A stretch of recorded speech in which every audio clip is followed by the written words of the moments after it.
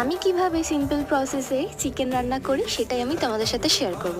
দেখতেই পাচ্ছ আমি আলুগুলো ফ্রাই করে নিলাম, আর সেই তেলের মধ্যেই আমি দেব রসুন ফোড়ন, দারচিনি আর গোটা জিরে আর তেজপাতা।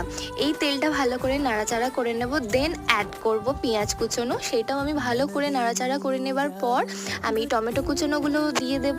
আর টমেটো আর পেঁয়াজটা খুব ভালো করে ভাজা হয়ে গেলে আগে থেকে যেটা আমি আদা রসুন আর কাঁচা লঙ্কার পেস্ট করেছিলাম সেটা আমি দিয়ে দেব। তার সাথে আমি দিয়ে দেবো আগে থেকে তোমার ম্যারিনেট করে রাখা চিকেনগুলো। খুব ভালো করে নাড়াচাড়া করতে হবে, মানে কষাতে হবে যতক্ষণ না অয়েল রিলিজ হচ্ছে। তারপর আমি আলু অ্যাড করব। আলুগুলোর সাথেও গ্রেভিটা একটু মাখা মাখা হয়ে গেলে আমি পরিমাণ মতো জল অ্যাড করব।